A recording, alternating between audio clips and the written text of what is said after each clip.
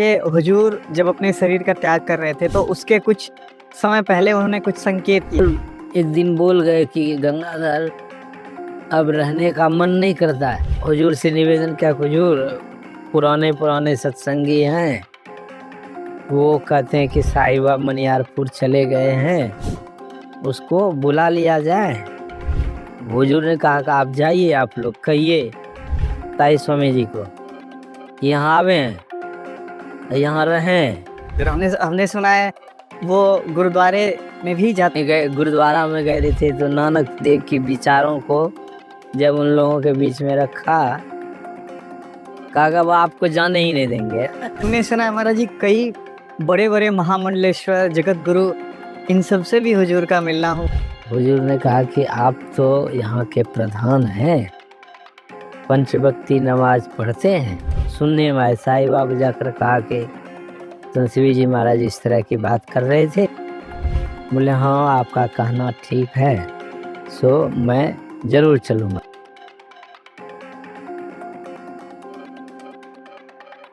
नमस्कार, जय गुरु महाराज साथियों, एक बार फिर से आपका बहुत बहुत स्वागत है शांति संदेश के नए एपिसोड में।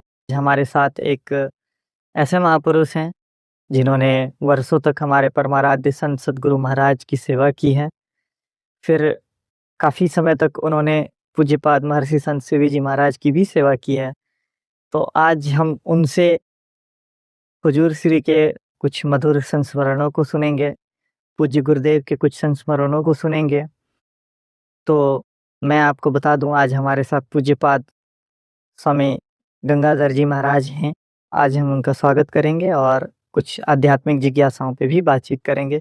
नमस्कार, जय गुरु महाराज स्वामी जी। श्री सदगुरु महाराज की। लोग वीडियो देखते रहते हैं तो कह रहे थे गंगाधर बाबा का भी वीडियो बनाइए, गंगाधर बाबा का भी वीडियो बनाइए।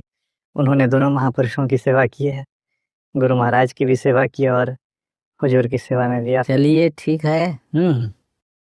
तो यह जो अध्यात्म का संस्कार है, यह अध्यात्म का संस्कार इतना उत्तम है जब यह जागृत होता है।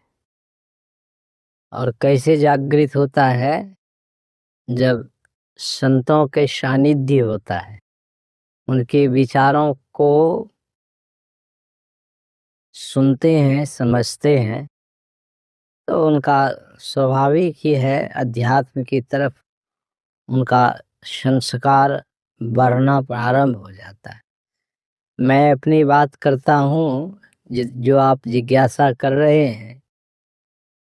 1962 ईस्वी में हमारे परमाराध्य सदगुरु महर्षि में ही परमहंसी महाराज, जहाँ का मेरा शरीर है वह उस गांव का नाम, ग्राम का नाम है बैकुंठपुर दियारा।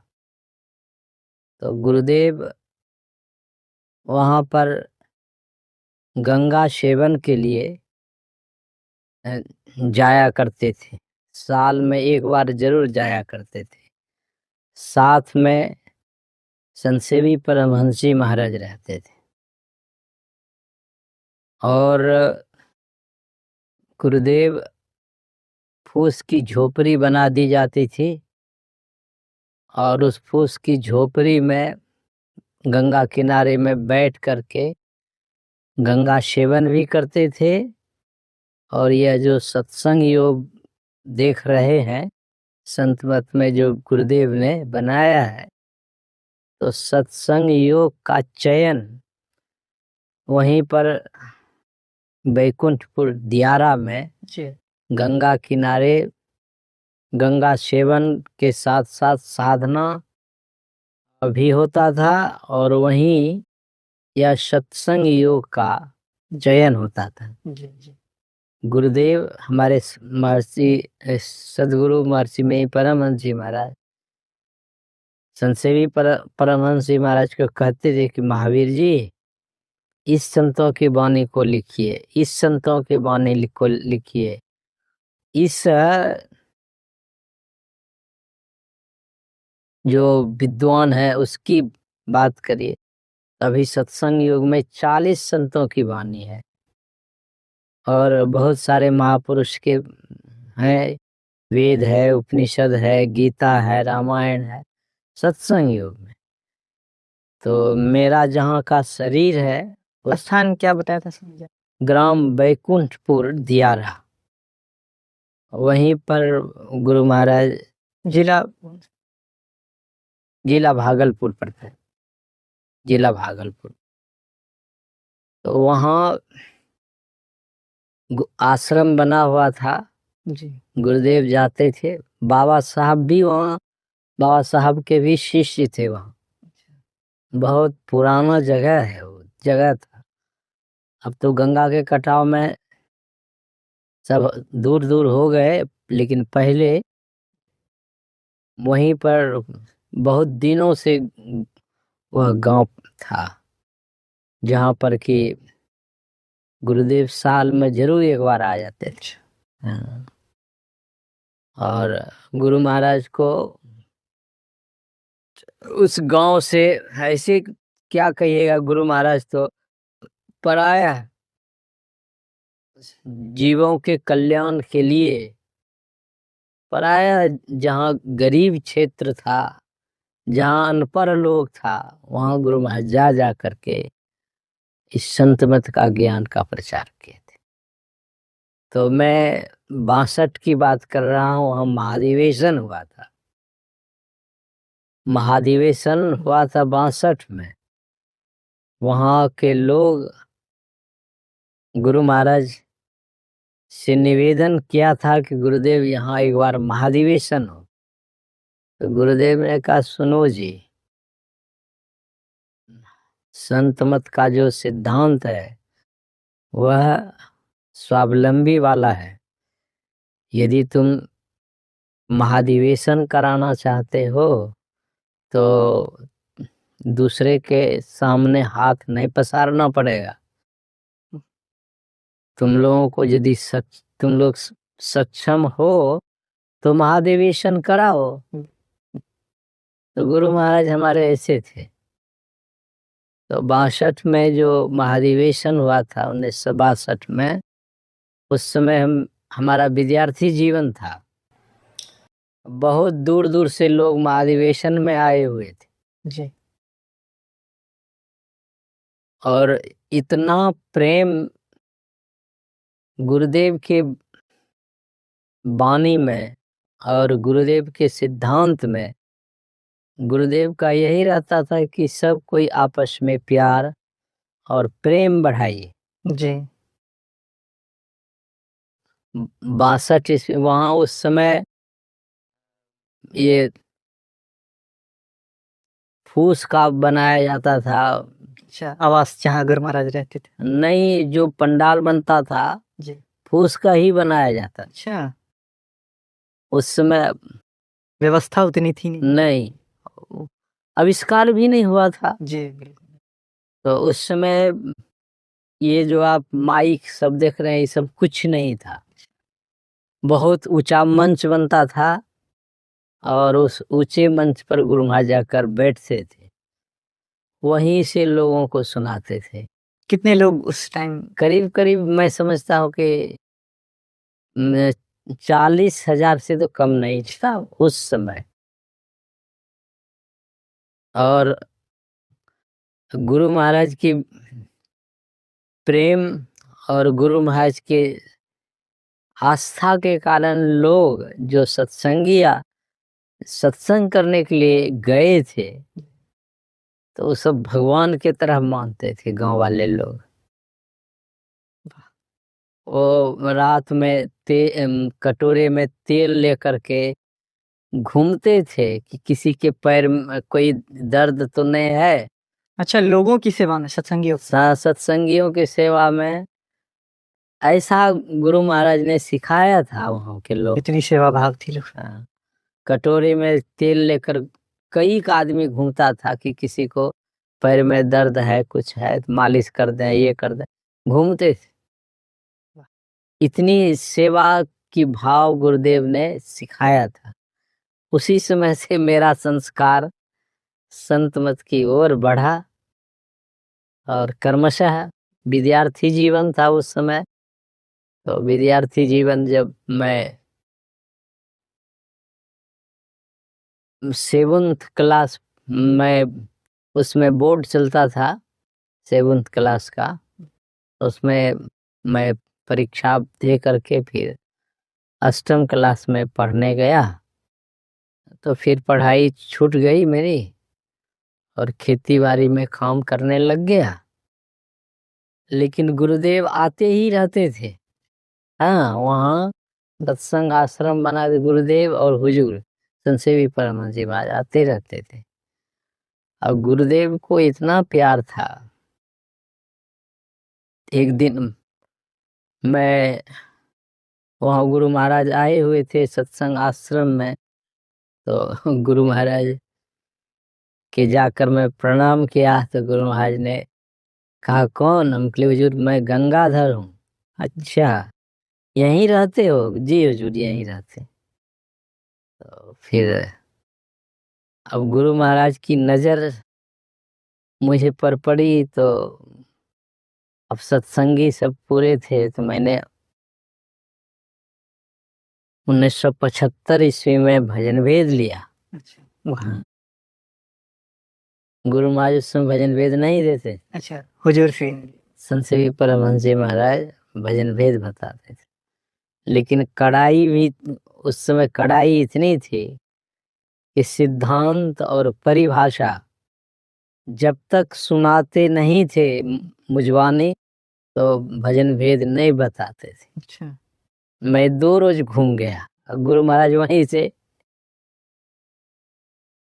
तो मैं सिद्धांत और परिभाषा पूरा याद किया, सुनाया। इसके बाद हुजूर ने मुझे दीक्षा दिया 75 में। जी। और फिर 75 में दीक्षा दिया तो ख्याल महापुरुषों का संग हो गया, संबंध हो गया, साधन भजन करने लग गए। लेकिन यह जो संस्कार है, धीरे धीरे संस्कार बढ़ा। तो मैं यहाँ भागलपुर कुप्पा घाट में 78 में ध्यानाभ्यास था। तो वहाँ जो पुराने पुराने सत्संगी लोग थे, वहाँ खबर भेजा कुप्पा घाट से कि आप लोग सेवा के लिए आइए। तो उसमें हम लोग कई का आदमी गांव से आए थे। तो सबों ने कई दिन तक सेवा किया, मैं भी किया। करीब 300 4 की 400-500 ऐसे साधक था वहाँ, साधना से भी 1 महीना का साधना था। तो उसी में मैं आया था। तो हमको माइकिंग कर दिया कि बैकुंठपुर के जो गंगाधर हैं उनको रहना होगा, 1 महीना तक रहना होगा। अच्छा, ये अनाउंसमेंट हुआ। तो मैंने सोचा कि अरे मैं यहाँ कैसे रह सकता हूँ, समझ में नहीं आता है। खेती करना है और सब करना है। तो गांव के लोग जितने थे, कहा कि नहीं, आपको यहाँ रहना होगा। अब गुरु महाराज वहाँ साल में आते रह रहे हैं, माइकिंग हो गया तो आपको रहना होगा। मैंने कहा मेरा जो काम घर का काम है, बोले हम देख लेंगे। हम लोग जितने सत्संगी से इतना प्यार था, इतना प्रेम। कहीं ना कहीं वो महाराज जी आपकी सेवा भाव थी, इसलिए लोगों ने कहा कि हाँ, तो मैं रह गया। और धीरे धीरे धीरे धीरे अब जब भी घर जाने की बात करते थे तो कहते नहीं, अभी नहीं जाना है। और आश्रम के जितने भी ब्रह्मचारी सब थे, कहा महाराज आपको नहीं जाने देंगे। इतना सबसे प्यार हो गया, नहीं जाने देंगे। हम बोले रे भाई, आप कहते तो हैं नहीं जाने देंगे, लेकिन हमारे माता पिता को मना लोगे तब तो मैं रह सकता हूँ, जी। क्योंकि माता पिता भी तो गुरु होते हैं। जी। परिवार में महाराज जी कितने लोग थे, भाई बहन वगैरह? मैं 2 भाई से हूँ। मेरा बड़ा भाई है एक, मैं छोटा हूँ। अब पारिवारिक जीवन में है, मैं तो तब से 78 से आप समझ लीजिए कि भागलपुर कुप्पा घाट में जो आए तो वहीं सेवारत हो गए। जी। तो वहाँ के कुप्पा घाट के जितने ब्रह्मचारी सब थे और भी कहा कि नहीं आपको जाने ही नहीं देंगे। मैंने कहा कि नहीं, मुझे तो जाना ही होगा, लेकिन हाँ यदि माता पिता मान जाए तो मैं रह सकता हूँ। तो माता पिता दोनों आए, बहुत रोने धोने लग गए। तो ब्रह्मचारी सब ने कहा कि देखिए अब गुरु महाराज बहुत वृद्ध हो गए हैं और गुरु महाराज की सेवा के लिए लोग कितने ललायित रहते हैं। आपके पुत्र गुरु महाराज की सेवा में रह रहे हैं तो आप कितने भाग्यशाली हैं। जी। तो सब आश्रम के ब्रह्मचारी सब कौन कौन थे हजूर उस टाइम में, कुछ किन्हीं का नाम अभी स्मरण में? बहुत थे, नाम तो मैंने उतना कई थे। जी। तो उन्होंने माता पिता को बनाया तो माता पिता के ठीक ठीक है। मैं भी माता पिता से निवेदन कर दिया कि देखिए जब तक गुरु महाराज का शरीर है तब तक मैं गुरु महाराज की सेवा में हूँ, और गुरु महाराज का शरीर नहीं रहेगा तब फिर आप लोगों की सेवा में मैं आ जाऊंगा। मैं ऐसा नहीं हूँ कि मैं माता पिता को छोड़ दें। जी। तो हो गया इस तरह का। तो फिर माता पिता लौट कर चले गए, सेवा में रह गए। और सेवा में रह करके पहले तो गौ माता की सेवा करते थे। अच्छा। और गुरु महाराज व्हीलचेयर से घूमते घूमते आते थे, तब वो कहते थे कि प्रणाम करते थे। तो कहते कौन? बोले हुजूर गंगाधर। अच्छा गाय की सेवा करते हो? बोले हाँ हुजूर। देखो गाय की सेवा माय से भी बढ़कर है। अच्छा। गुरु महाराज ने कहा, मनोयोग पूर्वक से गाय की सेवा करिए, ऐसे गुरु महाराज ने कहा। बोले देखो माँ तो कुछ दिन के लिए दूध पिलाती है, लेकिन गौ माता ऐसी है कि जब तक उसके शरीर में जीवन है तब तक वह दूध पिलाती है।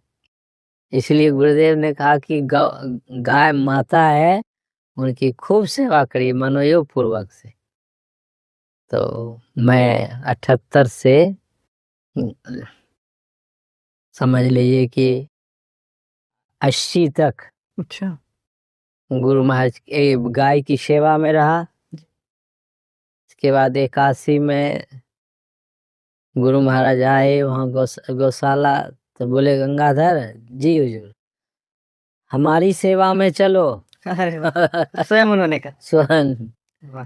बोले हाँ हुजूर, जो हुजूर का आदेश हो रहा तो वो मैं सहर्ष तैयार हूँ। तो मैं चलने लग गया। तो फिर हुजूर व्हीलचेयर को खड़ा किया। तो रामलगन बाबा कहते रामलगन गंगाधर कहाँ है? बोले हुजूर ये है बगल में। फिर गुरु महाराज को प्रणाम किया। तो गुरु महाराज कहते हैं गंगाधर तुम्हारा बोरिया बस्ता कहाँ है? बोले हुजूर गौशाला में। नहीं लाओ। वो गुरु महाराज का व्हीलचेयर वहाँ खड़ा रहा। तो गौशाला में जितना मेरा आराम करने का बोरिया अवस्था था सब ले आया, गुरु महाराज को दिखाया हुजूर यही है चलो।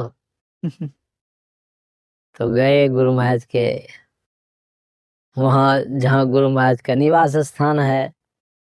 तो वहाँ गए तो गुरु महाराज बोले गंगाधर इसी बरामदे पर तुम सोना और सेवा का काम है। मेरा जो भोजन बनता है उसमें बर्तन को धोना, चौका लगाना, लोग जो अतिथि आएंगे इसको खिलाना पिला आदि। बोले हाँ जी हुजूर जो होगा। तो अब यही अब गुरु महाराज का आदेश था तो वहीं बरामदे पर सोते थे और 2:45 बजते गुरु महाराज उठा दो, देखो मेरे बरामदे पर कौन कौन सोया हुआ है। अच्छा, सबको जगा दो। तो भगीरथ बाबा सबको जगा देते थे। सोते थे सेवा करते करते कितना 12 से ज्यादा हो जाता था।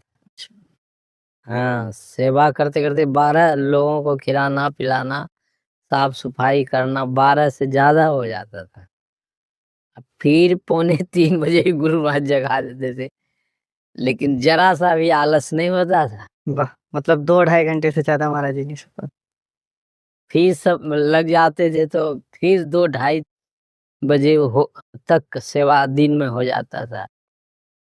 तो ध्यान भी करना है, सत्संग भी करना है। गुरु महाराज की बहुत कड़ाई थी। सत्संग में देखते कि सवेरे की जो अस्थि प्रार्थना था, गुरु महाराज देखते थे कि आश्रम वासी कौन कौन सब ने आया है। अच्छा। तो गुरु महाराज देखते थे, जो नहीं आया तो गुरु महाराज जो नहीं आता था तो कहा वो नहीं आया है, स्तुति प्रार्थना की बात करते। तो एक राधे बाबा थे दयालपुर के, तो वो भोजनालय में काम करते थे, तो सामूहिक भोजनालय में। राधे बाबा नाम थे उनका जी। और वो कई दिन गुरु महाराज ने नहीं देखा कि स्तुति प्रार्थना में आया है। अच्छा।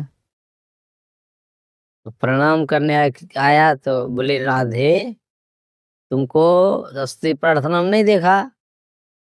बोले, हुजूर भोजन बनाने में दाल जल जाता और सब हो जाता, इसलिए मैं स्तुति प्रार्थना में नहीं आ पा रहा हूँ।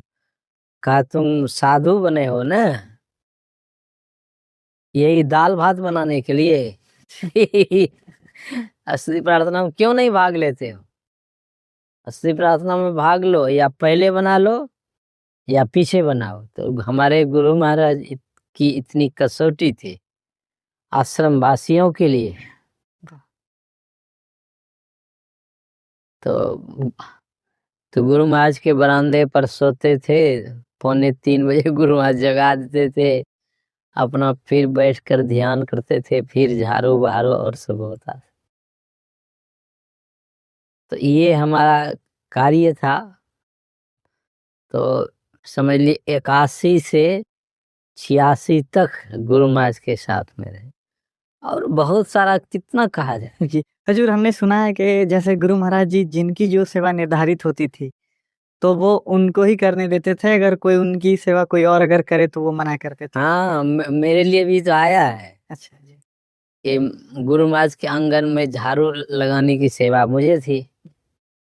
एक माई हमसे पहले झाड़ू लगा दी, तो मैंने सोचा चलो झाड़ू लगा दिया तो हमको क्या लगाना है, नहीं लगाए। गुरु महाराज जैसे घूमने के लिए बाहर आए, जैसे आए बाहर तो सबसे पहले कहते हैं कि आज इस आंगन में झाड़ू कौन लगाया है, बुलाओ उसको, कौन लगाता है।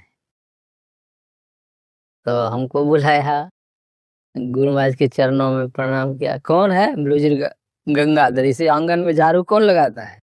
बोले, जी हम ही लगता। आज कौन लगाया है?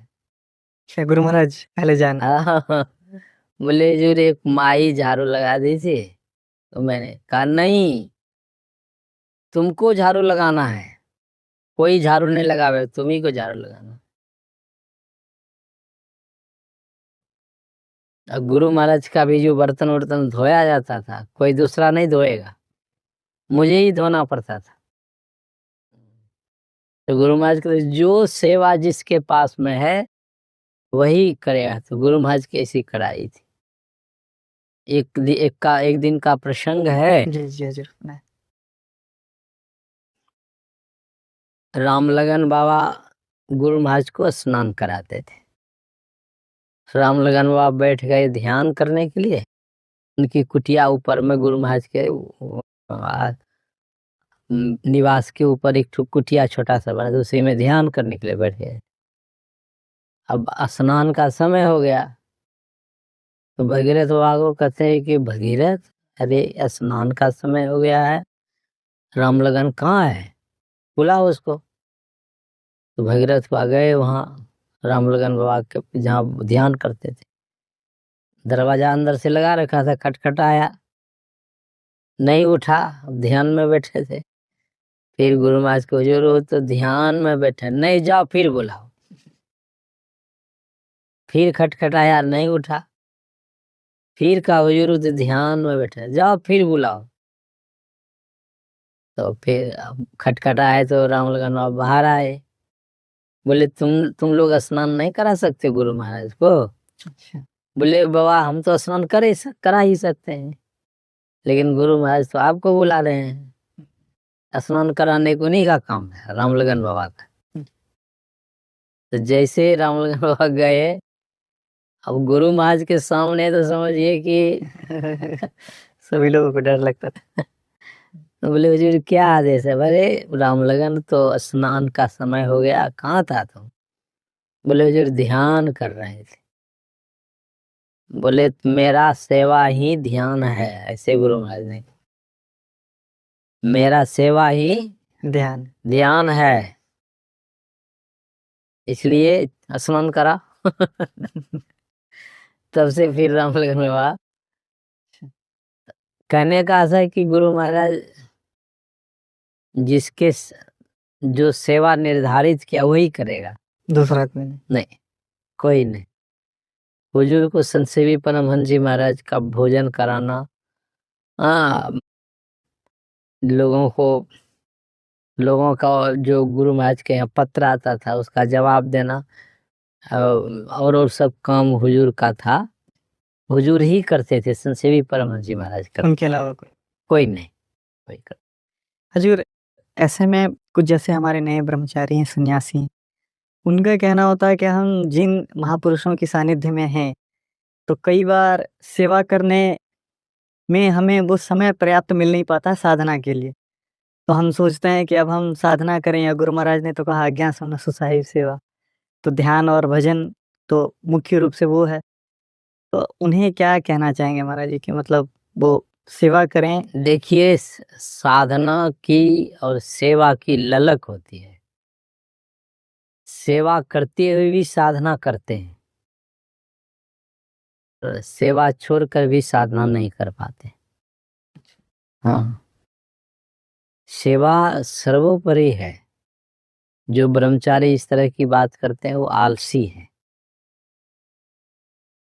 जहाँ पर जिसके साथ में सेवा करते हैं, हाँ ये है कि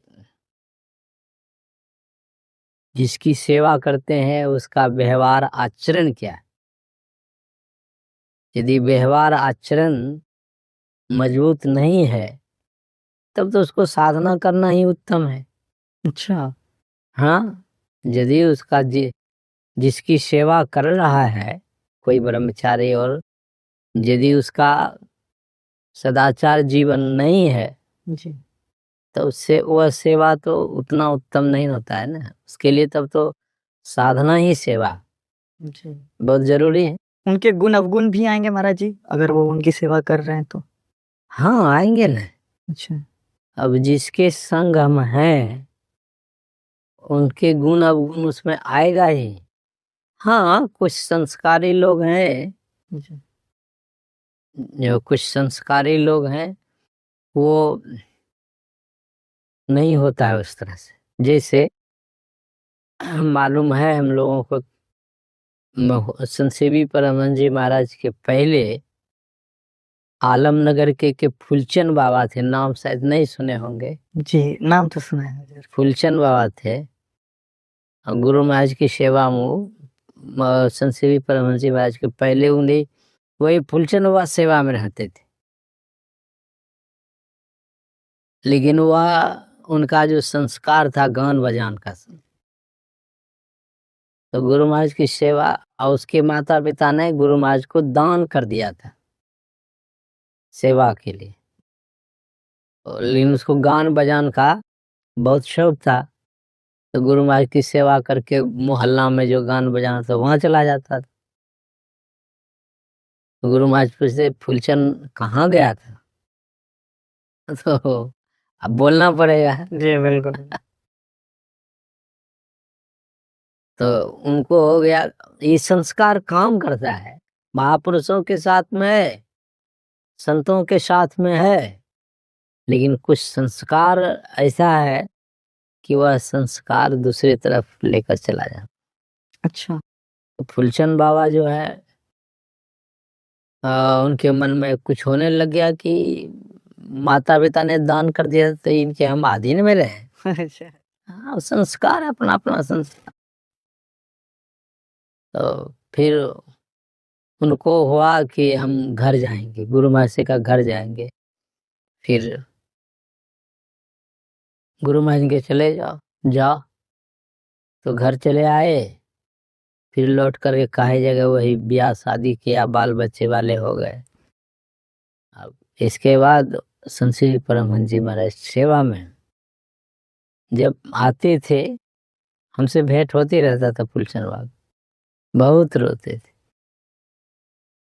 कि देखिए गुरु महाराज के सेवा में पहले मैं था, आज देखिए संत श्री परमहंस जी महाराज की कितनी ख्याति है, कितना नाम है, इन्होंने कितनी संलग्नता के साथ गुरु महाराज की सेवा की।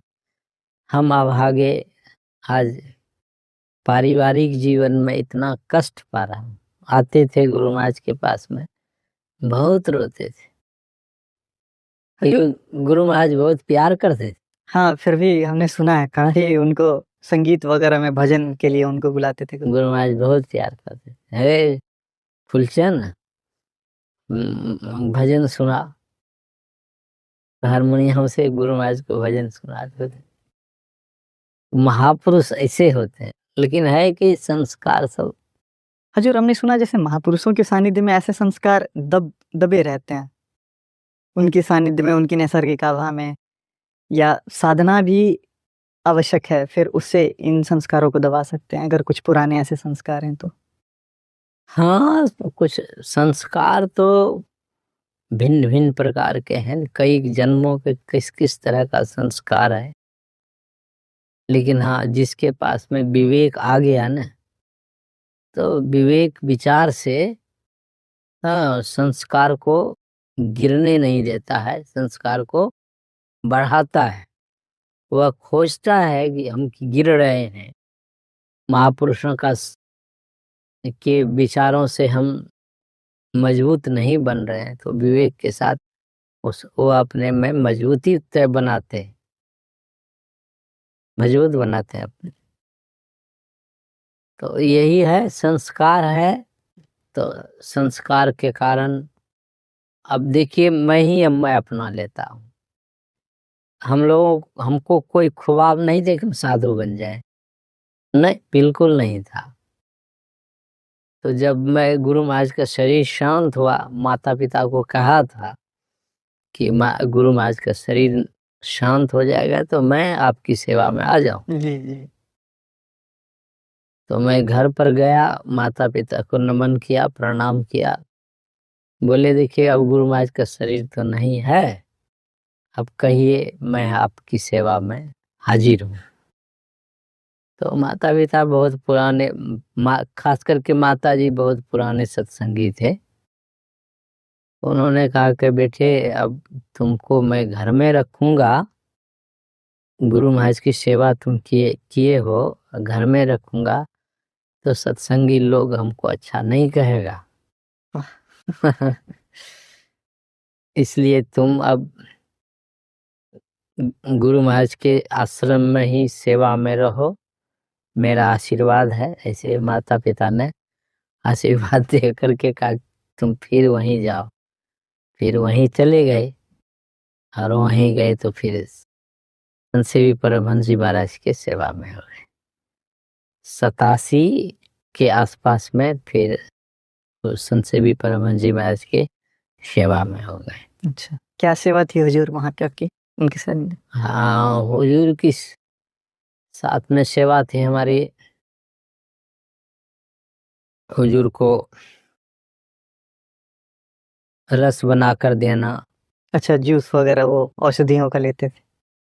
कपड़ा धोना, कमरे की सफाई करनी, भोजन खिलाना आदि आदि सब, और बहुत सारे कार्य थे। मतलब अ, हुजूर को स्नान के लिए पानी बना कर रख देना, एवं एवं प्रकार से होता था। तो ये हुजूर की सेवा थी। जहाँ भी हुजूर जाते थे, मुन साथ में जाते थे, तो गाड़ी में बैठे तो हुजूर बोलते थे, गंगाधर भजन गाओ। अच्छा। तो गाड़ी में बैठकर भजन सुनाते जाते थे। कहाँ, बहुत बढ़िया। तो हुजूर कहते संत भी परम जी, देखो जी, हम भी गुरु महाराज के साथ में थे, तो मुझे पूरा पदावली याद था। अच्छा, वाह। श्री परम जी महाराज ने हमको कहा, मुझे पूरा पदावली याद था, सत्संग योग पूरा याद था। तुमको भी बहुत याद है, हम भी बहुत याद किए थे। वाह। तो ये सब क्या है, संस्कार है। तो फिर हुजूर के साथ में रहे, समझिए कि बीच में थोड़ा सा रांची गए थे, और फिर रांची से जब आए 98 में, 98 में जाए तो हुजूर बोले कि गंगाधर मेरे साथ रहना है। बोले हाँ हुजूर, जो आदेश है। फिर 98 से 2006 के सितंबर तक हुजूर के साथ में रहे। अच्छा, हुजूर जब आप हुजूर की सेवा में थे, उस समय और भी कोई थे आपके अलावा, कोई बाबा? हमारे समय में गुरशरण जी थे, अच्छा। और फिर एक और महा भंडारी थे, नाम उसका भूल रहा हूँ, भंडार का काम वो करते थे, और मैं था, और एक रामोतार अग्रवाल था। अच्छा, तो ये हुजूर की सेवा में रहते थे। तो मतलब 3-4 लोग। चल, उससे पहले और भी हुजूर के साथ में थे, लेकिन हमारे समय में मैं था, रामोतार जी अग्रवाल थे, और वो भंडारी थे, श्याम नाम था उसका, श्याम थे। इसके बाद भंडारी का काम गुरशरण करने लग गए, और मैं भी था, और ये रामोतार जी थे। ये 3 आदमी था।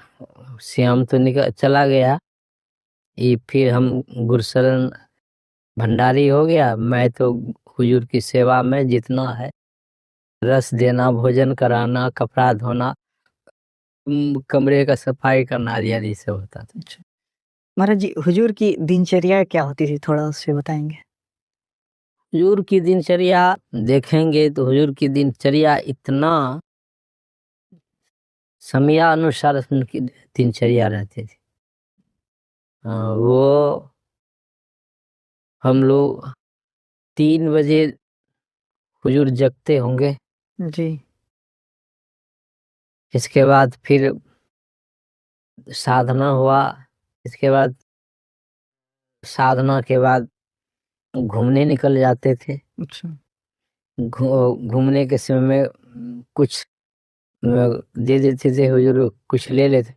हाँ, कोई बिस्कुट आदि सब ले लेते थे, चले जाते थे घूमने। घूम के आते थे, प्रार्थना में बैठते थे। प्रार्थना के बाद फिर अनार का जूस सब देते, और फिर 10 बजते बजते स्नान करते थे। बीच में लोगों से, प्रार्थना के बाद लोगों से कुछ बातचीत करते थे। गुरु महाराज अपने निवास में आ जाते थे। जी। फिर हुजूर लोगों से कुछ बातचीत करते थे, मैं भी रहता था वहाँ। इसके बाद फिर हुजूर स्नान के लिए सब चीज़ फिर कर देते थे। हुजूर स्नान करते थे, ध्यान करते थे। फिर हुजूर को ध्यान के बाद उठते थे, फिर जूस देते थे। फिर हुजूर लिखा पढ़ी करते थे। कोई संतवाने देखते थे आधी आधी से। इसके बाद फिर 12 बजे भोजन लेते थे। अच्छा। हाँ, 12 बजे भोजन करते थे और भोजन करके लोगों से मिलना जुलना होता था। बाहर बैठते थे, जितने लोग कोई हुजूर से कुछ बात पूछनी है भजन भेद भी देते थे। जो भजन भेद वाले हैं उसको भजन भेद भी देते थे और लोगों से लोग कुछ चर्चा करते थे कि हम हुजूर ऐसे वैसे सब बातें हम हुजूर से पूछते थे, हुजूर बताते थे। हाँ, इसके बाद फिर हुजूर ये तो आपको अब हो गया भोजन के बाद। रात्रि में नहीं, फिर मानस पाठ होता था। गुरु महाराज बैठते थे, मानस पाठ में बैठते थे। मानस मतलब रामचरितमानस। रामचरितमानस का पाठ होता था, हुजूर भी बैठते थे। कभी जरूरत का सेवा का काम होता था, चिट्ठी उट्ठी लिखना, तो उस दिन नहीं बैठते थे, लेकिन पराया बैठते थे। अच्छा। और हुजूर जब मानस में बैठते थे, भगीरथ रामचरितमानस का पाठ करते थे, हम लोग भी बैठते थे। सत्संग हॉल में ही होता था? नहीं, गुरु महाराज के बरामदे पर। इसके बाद फिर शाम का समय होता था तो गुरु हुजूर घूमने निकल जाते थे और यही उनके घूमने निकल जाते थे, घूम के आते थे और फिर संध्या का समय होता तो संध्या करते थे। अब दिनचर्या तो उनकी इतनी अच्छी दिनचर्या थी। समय के हमने सुना है हमारे बहुत, बिल्कुल समय के 1 मिनट 2 मिनट इधर उधर नहीं। समय हुआ, अब आप लोग जाइए, मेरा समय। अच्छा, चाहे कोई भी हो। आप कोई भी हो। वाह। जब उनका ध्यान का समय है, ध्यान में गए। हाँ, कुछ लिखा पढ़ी करना है तो लिखा पढ़ी करते थे और सब ये सब हुजूर के साथ में मेरा जीवन। जी महाराज जी, एक संस्मरण हमने आपके ही श्रीमुख से सुना था। आप कह रहे थे कि हुजूर के कमरे की सफाई के दरमियान कोई सर्प शायद आया था। सर्प नहीं आया। अच्छा अच्छा, हाँ। जी जी, थोड़ा सा बताएं वो। असल में था कि पहले मेरे साथ में एक और था, उसका नाम मैं भूल रहा हूँ, वो सेवा करता था। जी सेवा वो छोड़ दिया, पारिवारिक जीवन था, लेकिन और उनका शरीर शांत हो गया तो मैं ही सेवा में रहा। तो एक दिन क्या देखा कि जो फ्रिज है ना, जहाँ फल उल रखते हैं, तो फ्रिज के पीछे एक विषैला सर्प जो है फ्रिज के पीछे हो गया। जब मैं फ्रिज खोलने लगा तो आ गया। अच्छा। मैंने हुजूर से कहा, हुजूर एक विषैला सर्प आ गया है। कहाँ? बोले फ्रिज के पास में है। तो भगा उसको। अब फ्रिज से सारा फल निकाल के, फ्रिज निकलता ही नहीं था। अच्छा। फ्रिज को उठा करके ले गए किनारे में, वहाँ नीचे ले गए, वहाँ उसको भगाया, नीचे कर दिया। वहाँ से आ नहीं सकता था। अच्छा, इतना नीचे वो। ऐसे इतना नीचे उसको गिरवा दिया। फिर फ्रिज को ले आया, उसमें फल सब रख दिया। 2-3 दिन के बाद देखते हैं कि वो कहाँ अब आ गया, जहाँ लोग जो पैसे चढ़ाते थे ना हुजूर को, जी दान पेटी थी छोटी सी, जी। तो उस दान पेटी में वो घुस गया। अच्छा। कैसे घुसा समझ में नहीं आया। तो मैं गया, लोग जो चढ़ाया था पैसा दान पेटी में जैसे गया थे तो उधर से मुंह से निकला। मेरे ये तो वही सर्प है। फिर हुजूर को बोले कि हुजूर ये तो दान पेटी में फिर सर्प आ गया। अरे कैसे आ गया? इतना दीवाल है, इतना चिकना सब फर्श सब है, कैसे आ गया इसमें? तो हुजूर ने कहा कि जाओ इसको ले जाओ गंगा किनारे और कह देना आप फिर नहीं आवेगा। तो फिर उसको गंगा किनारे ले गए, और गंगा किनारे ले गए तो दान पेटी को खोले, वहीं इसको भगाया और कह दिया कि गुरु महाराज का आदेश है कि अब नहीं आना। तो फिर मैं चला आया, और दूसरे दिन देखने गया तो मर गया था वहीं। अच्छा अच्छा हाँ तो ये संस्मरण था। समझ तो कहने का आशा यही है कि महापुरुषों की क्या मौज होती है, कृपा होती है। कहीं ना कहीं वो कोई हुजूर, हाँ उनका कोई कनेक्शन होगा पुराना। हाँ, इस कारण से वह कोई न कोई संस्कार है जो हो जाता है ना, किसी शरीर में आ जाता है, फिर गुरु महापुरुषों की कृपा होती है, फिर वह शरीर छूट जाता है, हुजूर की कृपा से उनका उद्धार हो गया। उद्धार हो गया। अच्छा हुजूर, एक जिज्ञासा थी, जैसे कुछ हमारे साधकगण हैं, वो मानस जप करते हैं, फिर उन्हें निर्देश मिलता है कि जब आप मानस ध्यान कर रहे हो तो मानस जप को रोक दें, फिर मानस ध्यान करें। लेकिन कई बार क्या होता है कि वो जब रुकता है तो फिर वो रुक चला जाता है, तो कंफ्यूजन होती है महाराज, इस पे थोड़ा सा। देखिए ये सब जो बातें हैं ना, ये सब जो बातें हैं, जो साधक इस तरह की जिज्ञासा करते हैं कि हम मानस जप कर रहे थे, यूं तो साधना के समय जिस समय गुरुजी भजन वेद देते हैं, हम लोगों को जो भजन वेद संत श्री परमहंस जी महाराज से मिला था 75 में, तो उसमें तीनों क्रिया बताई जाती है, मानस जप करने की, मानस ध्यान करने की और दृष्टि योग की क्रिया करने की, तीनों क्रिया। तो तीनों क्रिया में यह बताया जाता है कि आपको समय कितना है। ये तीनों क्रियाओं को बनाए रखने के लिए तीनों क्रिया थोड़ा थोड़ा करना चाहिए, ठीक है, जी बनाए रखने के लिए, भूल ना जाए। लेकिन अब साधक पर, क्योंकि यह तो खोज है ना, रिसर्च है ना, जी बिल्कुल बिल्कुल।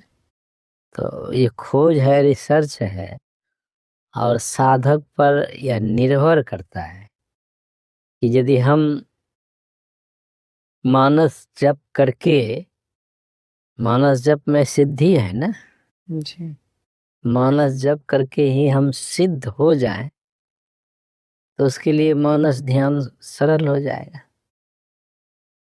तो यदि कोई मनोयोग पूर्वक से मानस जप ही करके उसकी सिद्धि प्राप्त कर लेता है, तो अच्छे साधक है। और भजन भेद के समय यह बताया जाता है कि भूल ना जाए तो मानस जप भी करो, मानस ध्यान भी करो, और दृष्टि योग की क्रिया करो। और दृष्टि योग की क्रिया की विशेषता बताया गया। जी अब साधक पर निर्भर है कि उसको मन किसमें लगता है। गुरु तो बता दिया, अब शिष्य को भी चाहिए कि, क्योंकि ये विज्ञान भी है, जी बिल्कुल। खोज भी है, रिसर्च भी है, मन को हम किस विधि से मन को हम रोक सकते हैं। मन को रोकने के लिए बहुत सारे विधि है, लेकिन संत मत में ये मानस जप, मानस ध्यान मन को रोकने का एक तरीका है। दृष्टि योग से भी मन का टिकाव होता है।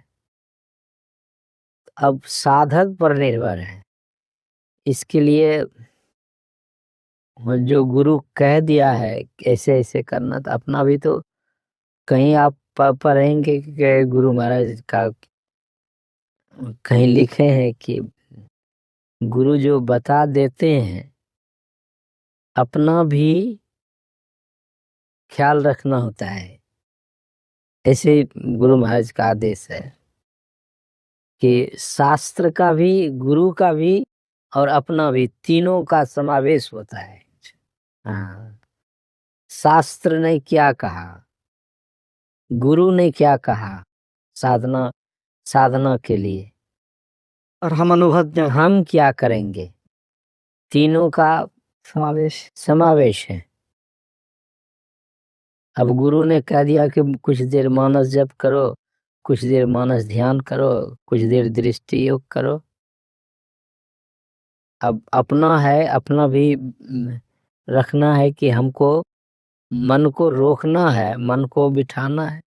यदि मानस जब से ही हम मन रोक सकते हैं, मन का सिमटाव कर सकते हैं, उत्तम है। मानस ध्यान से ही हम मन का सिमटाव कर सकते हैं, उत्तम है। दृष्टि योग की क्रिया से यदि हम मन को स्थिर करना चाहते हैं, दृष्टि योग कर सकते हैं। ये जी हजूर, कुछ ऐसे साधकगण हैं जिनका कहना है कि अभी हमारा मानस ध्यान और दृष्टि योग भी सही तरीके से हो नहीं पा रहा, लेकिन हमें शब्द सुनाई देते हैं। तो हम उन शब्दों की तरफ जाएं या दृष्टि योग हम करें, फिर हम शब्द को पकड़ें? यदि वह शब्द साधना लिया हुआ है, नहीं, प्रारंभिक अवस्था की। नहीं, तब तो फिर उधर नहीं जाना चाहिए। अच्छा। हाँ, शब्द साधना लिए हुआ है तब तो शब्द की तरफ जा सकता है, लेकिन शब्द साधना नहीं लिए हुआ है तो उसको इसी 3 क्रिया में अपने को जी। हमने गुरु महाराज के प्रवचन में पढ़ा है कि हजूर दृष्टि योग पहले करना चाहिए, उसके बाद ही प्रकाश मंडल में जो शब्द सुनाई दे हमें।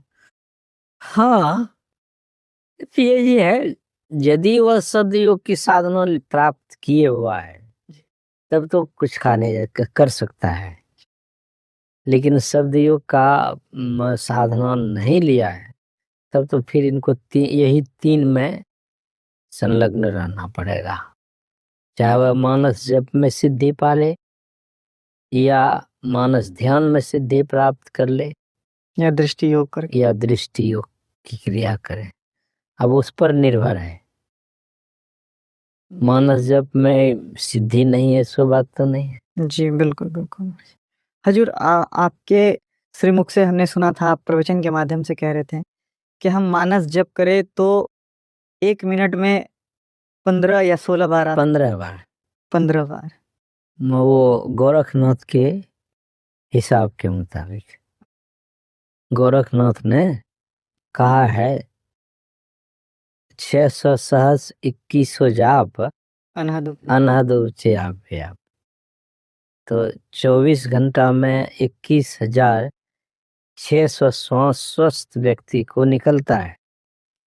एक एक श्वास में यदि वह नाम सुमिरन करता है 21,600 हो गया आपको 24 घंटा में, तो उसको हिसाब करेंगे तो 1 मिनट में 15 बार होगा। अच्छा, तो अब 15 बार जो जप किया जाएगा तो घड़ी लेकर देखिए कि 15 बार जप करने में हम रम रम रम रम तो नहीं करते हैं, कुछ बहुत तेज करने लगते हैं महाराज, कुछ बहुत धीरे करते हैं। तो इसलिए है उसमें, क्योंकि जप तो आवाहन है ना जी, हम अपने इष्ट को बुला रहे हैं ना, तो हम इष्ट को बुलाने, इष्ट है वो, बुलाने के लिए आप में कितनी श्रद्धा होनी चाहिए, कितना प्रेम होना चाहिए। तो प्रेम से यदि पुकारेंगे तो वह सुनेंगे, यदि प्रेम नहीं है तो सुनेंगे नहीं ना। जी जी, प्रेम चाहिए, पुकारने में प्रेम जिसके अंदर में आ गया तो उसके इष्ट यह जप की साधना में प्रेम से उसको पुकारा जाता है, आवाहन की जाती है। तो जप करने की जो क्रिया है वही है कि उसको प्रेम पूर्वक जप करना चाहिए, भाव रहना चाहिए कि मैं अपने प्रभु को बुला रहा हूँ या बुला रही हूँ, यह भाव रहना चाहिए। यदि यह भाव रहेगा तो इस भाव से मन का सिमटाव होगा, और जब मन का सिमटाव होगा तो इष्ट देव उसके सामने प्रकट भी हो सकते हैं, उसके सामने प्रकट भी हो सकते हैं, अच्छा, सशरीर। सशरीर भी प्रकट हो सकते हैं। अब मानस में तो हो ही जाएंगे।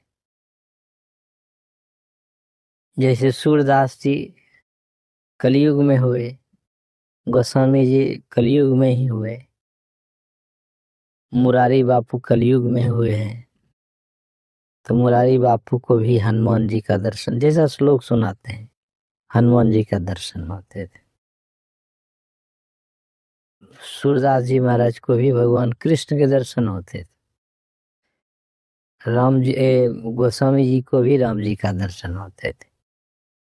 तो ये क्या है, उनका जो संस्कार है, कहिए पहले का जो संस्कार है, वो संस्कार के कारण जो इष्ट है वो स्थूल रूप में भी सामने प्रकट हो जाते हैं। कुछ लोगों का हजूर कहना है कि जैसे हमें बताया जाता है कि एक स्थूल रूप को पहले आप देखें, किसी एक चित्र को देखें, चाहे वो तस्वीर हो, और फिर उसका ध्यान करें। तो प्रश्न ये आता है महाराज जी कि जैसे सूरदास जी महाराज की आप बात करें, वो तो नेत्रहीन थे, उन्होंने तो कभी अपने इष्ट का रूप नहीं देखा, तो फिर वो कैसे मानस ध्यान कर सकते? जब से ही जो जप कर रहे हैं, जब से ही जिसको आप, जिस इष्ट को आप आवाहन कर रहे हैं, बुला रहे हैं, आवाहन तो ही हुआ ना जब, तो वह चाहे आंख तो बंद ही है, ऐसे ही आंख बंद, तो हम लोग आंख बंद करके ही तो इष्ट को देखना चाहते हैं। सूरदास को आंख नहीं है, लेकिन मन की तो आंख है, मन से तो वह देख रहा है। हम लोग भी आंख बंद करके मन से ही तो देखते हैं, मानस पटल पे जी। मानस पटल पर देखते हैं। तो यह भी, अब ये सब जो साधना संबंधी बातें हैं ना, ये साधना संबंधी बातें खुलासा कहने की है नहीं, ये अनुभव का विषय जी। ये प्रत्येक साधक के अपना अनुभव है, अनुभूति है। यदि हमारे जैसे लोग कुछ कहें, जैसे हम आपको बताऊं कि कुपा घाट में संत श्री परमहंस जी महाराज प्रवचन के माध्यम से गए हुए थे, प्रवचन के लिए गए हुए थे कुपा घाट में, जो बाहर में हॉल है जी। तो लोगों ने गुरु हुजूर संत श्री परमहंस जी महाराज से कहा, हुजूर ये जो पिंड ब्रह्मांड का प्रतिमा है, इसको हम लोग को समझा दीजिए। तो वही समझा रहे थे संत श्री परमहंस जी। गुरु महाराज अभी नहीं आए थे मंच पर, जैसे समझाना शुरू किया गुरु महाराज पहुंच गए।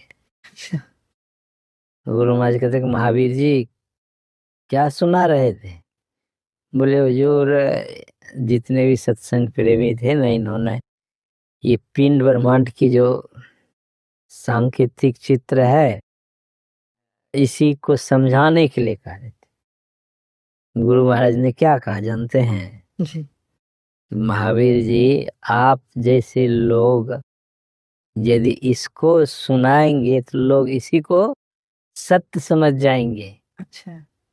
इसी को सत्य समझ जाएंगे, लेकिन ये तो सांकेतिक है ना जी। इसमें कुछ ऊपर नीचे भी हो सकता है। हाँ, साधक के अलग अलग अनुभव हो। अनुभव होगा ना। बोले आप जैसे लोग, ऐसे वो गुरु महाराज कहते हैं, आप जैसे लोग यदि इसको इसका अथी करेंगे, बौद्धिक स्तर से अगर हाँ, तो लोग इसी को आपके कथनानुसार उस सत्य यही समझाएगा, समझ जाएगा। लेकिन ये है सांकेतिक चित्र, और जो साधक साधना कर गया वो आपके कथनानुसार यदि नहीं उसको मिलेगा तो कहेगा कि बाबा झूठ बोल दिया। तो गुरु महाराज ने मना किया कि नहीं, ये अनुभव की चीज है और सबकी अपनी अपनी अलग अलग अनुभूति है, एक जैसी अनुभूति नहीं होगी। तो गुरु महाराज ने हुजूर से कहा कि नहीं, ये नहीं कहना है। तो हुजूर ने फिर बंद कर दिया। फिर जब प्रवचन करना है वह किया और तीन ब्रह्मांड की बात नहीं करी, क्योंकि आप पिंड ब्रह्मांड सांकेतिक है, संकेत देख लेकिन हु बहु है, वो तो हु बहु तो साधक के साधना से प्राप्त होगा ना जी। किसी को कोई चीज पहले मिल सकता है, कुछ बाद में अनुभव में आ सकता है। हजूर, हमने सुना है संत सेवी जी महाराज से कुछ बड़े बड़े धर्म गुरु मिलने आते थे, जैसे मुरारी बापू, रविशंकर जी महाराज, बड़े बड़े राजनेता भी मिलने आते थे, उनसे काफी प्रभावित थे। तो इनके कुछ कोई ऐसा स्मरण जो आपको याद हो? हाँ, ऐसे तो यही दिल्ली में, नाम तो भूल रहा हूँ, मैं भी था। तुलसी जी महाराज, गणपति, हाँ, जो जैन संप्रदाय। जैन संप्रदाय जी। ले गए थे। हुजूर ने जब जैन पर प्रवचन किया तो जो जैन के प्रेक्षा ध्यान। हाँ, बहुत बढ़िया सुने, मैं भी था। जी जी जी। तो उनको हुआ कि हम इनसे दीक्षा लूं। फिर उन्होंने दीक्षा लिया जाकर। मैं साथ में था। फिर हुजूर ने कहा, गंगाधर, ये फूल माला प्रसाद लेकर आए हैं, जी। ये दीक्षा लेंगे, तुम यहीं बैठो। तो हुजूर और वो क्या नाम कहे, आचार्य गणपति। उन्होंने जाकर दीक्षा लिया। हाँ, तो हुजूर तो जहां भी जाते थे और जब सुनाते थे शास्त्र की बात तो लोग इतने प्रभावित हो जाते थे। नेपाल गए हुए थे, एक मुसलमान था, मैं भी साथ में था, और जब कुरान की बात करी, वहाँ प्रधान था वहाँ का, मुसलमान ही पर इंतजाम, सत्संग का इंतजाम किया था वो। हाँ, हुजूर ने कहा कि आप तो यहाँ के प्रधान हैं, पंचभक्ति नमाज पढ़ते हैं? ऐसे हुजूर ने कहा कि, बोले हुजूर हम तो सेवा करते हैं, यही मेरा पंचभक्ति नमाज हो गया। का नहीं, इतना बढ़िया से समझाया कुरान के बातों को कह करके हुजूर ने, बाल इतना कहा कि बाबा ऐसा तो कहने वाला आज तक कोई ने मेरे पास आया। वाह। बोले अब पंचभक्ति नमाज में करूंगा। बोले हाँ, समाज की भी सेवा हो और यह भी सेवा, यह अध्यात्म सेवा है। जी।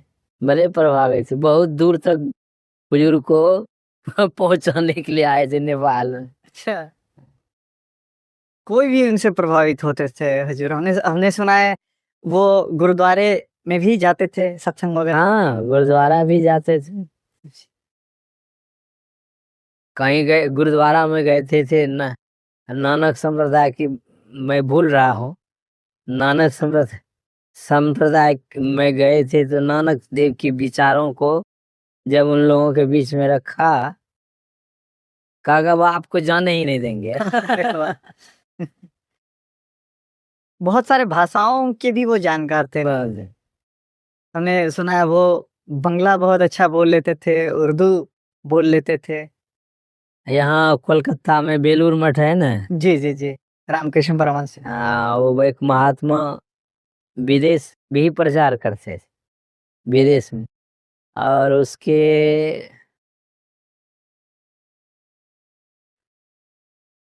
प्रणाम करने के लिए बहुत बड़ा लाइन लगता है।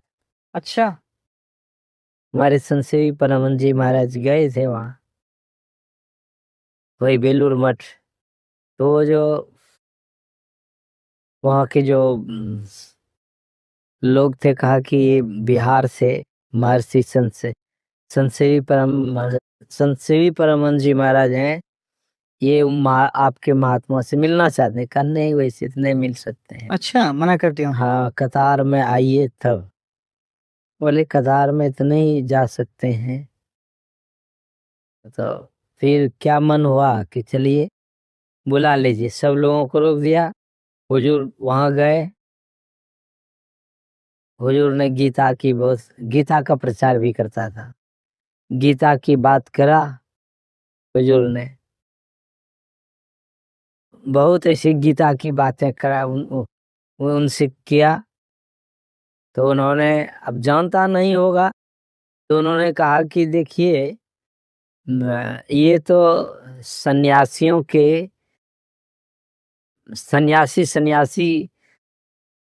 इस गीता का ज्ञान सुन समझ सकता है, सब लोग नहीं सुन समझ सकता है। तो हुजूर को मौका मिल गया। बोले सुनिए, कृष्ण गृहस्थ थे कि सन्यासी थे?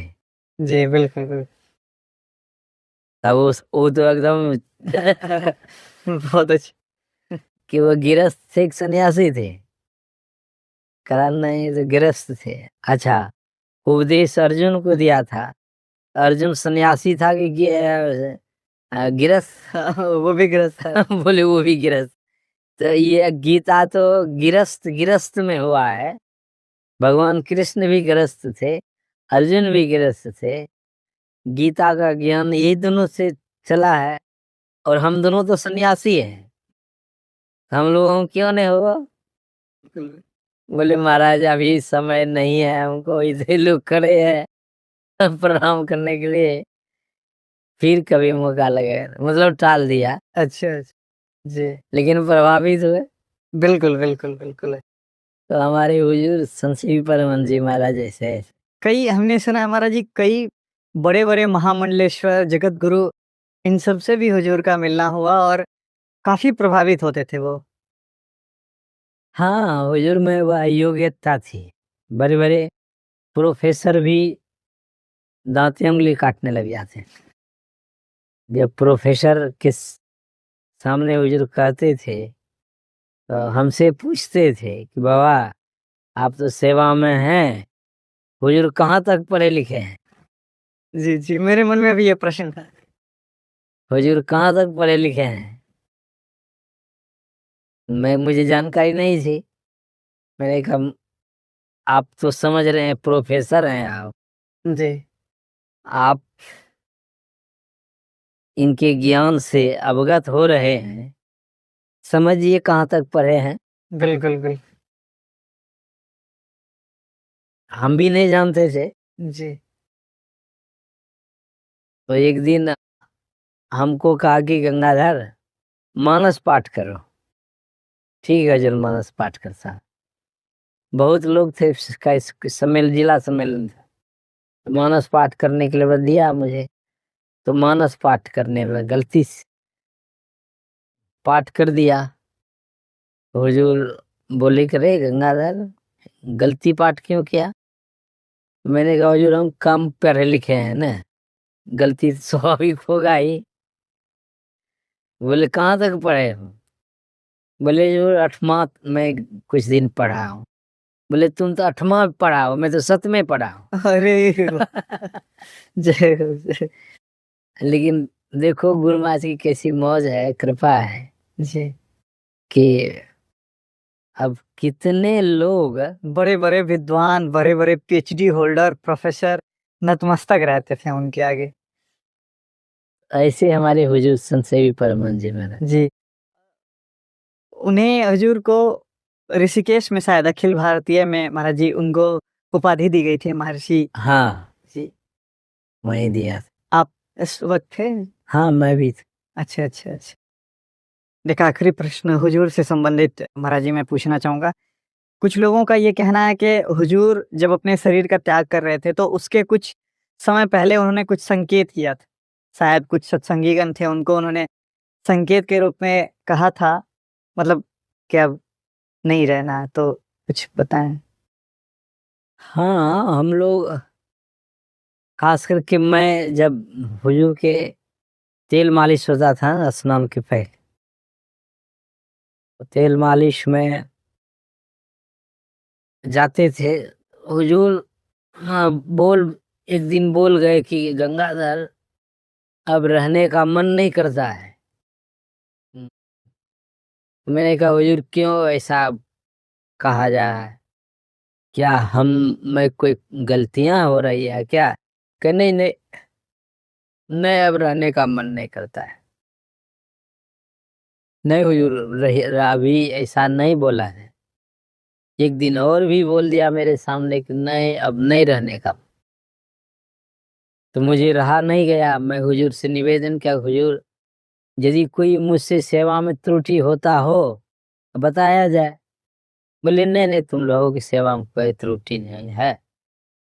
तो मुझे रहा नहीं गया, तो मैंने गजानन बाबू को, हुलास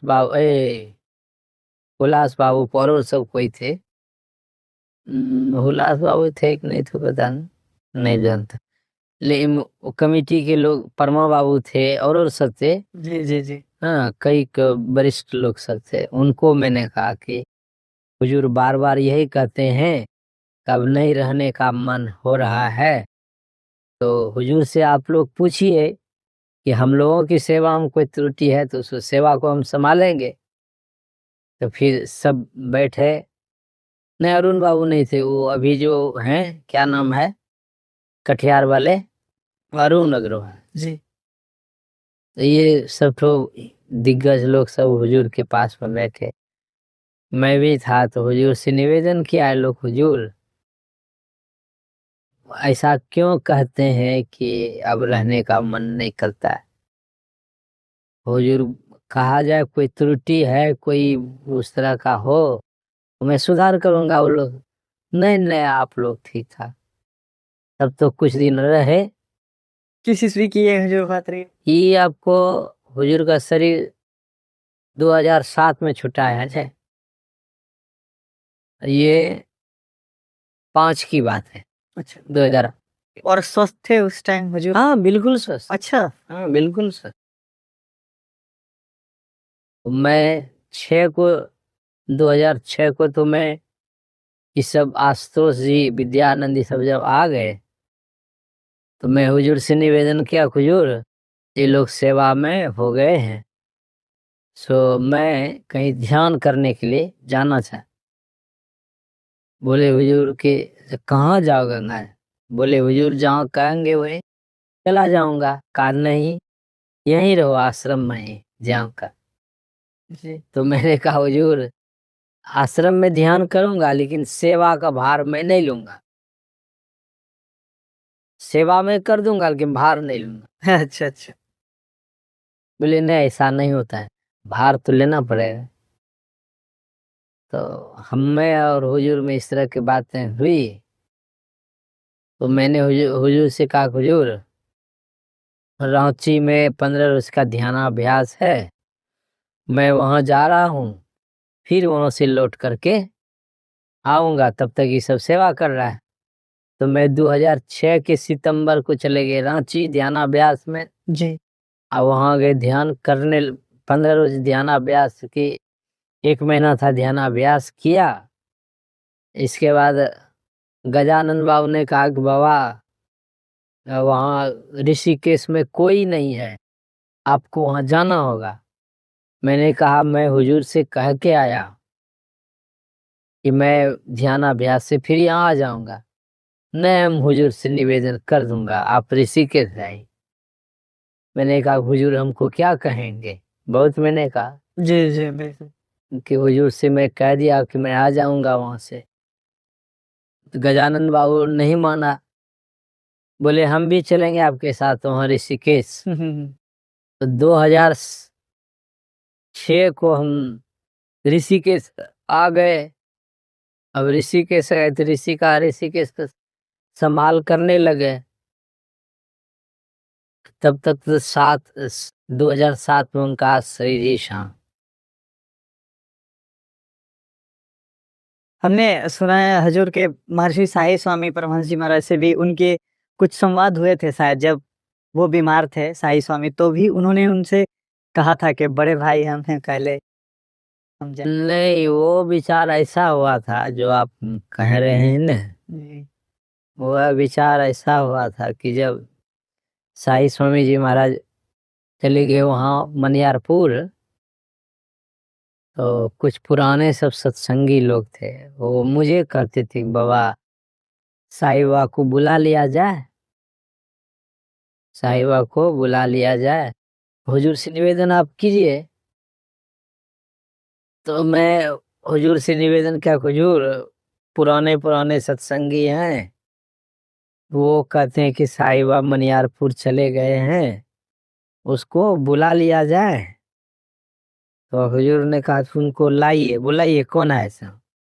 फिर उनको कहा कि आपको हुजूर बुला रहे हैं। पुराने, बहुत पुराना सत्संग। तो हुजूर के पास में गया, मैं भी था। तो उन्होंने कहा क्या कहना चाहते हैं। बोले हुजूर साई स्वामी जी मनियारपुर चले गए हैं, उनको बुला लिया जाए। बाहर में लोग को कुछ इस तरह की धारणा हो रही है कि संत मत में फूट हो गया, दो भाग हो गया। जी, जी, बिल्कुल। तो हुजूर ने कहा कि मैं साई स्वामी को भगाया है, हमको ये कहिए, अपने गए हैं ना, गुरुद्वारा तो उनका भी है, हम बुलाएंगे कि गुरुद्वारा उनका भी, उनका उनको क्या ख्याल है अपने गुरुद्वारा में आवे। तो हुजूर ने कहा कि आप जाइए, आप लोग कहिए साई स्वामी जी को यहाँ आवे, यहाँ रहें, हमारे सामने की बात है। अच्छा। फिर जाकर जैसा सुनने में आया, साई बाबू जाकर कहा कि संत शिवी जी महाराज इस तरह की बात कर रहे थे, सो आप कुप्पा घाट चलिए, क्योंकि लोग बाहर में लोग कुछ से कुछ सोच रहे हैं। जी, है कि दो भाग हो गया। जी, बोले हाँ आपका कहना ठीक है, सो मैं जरूर चलूंगा। तैयार भी हो गए साहिब आने के लिए। अब वहाँ भी कमेटी बन गया था, तो उन कमेटी के लोगों ने कहा कि आप यदि जाएंगे तो अच्छा नहीं होगा। अच्छा।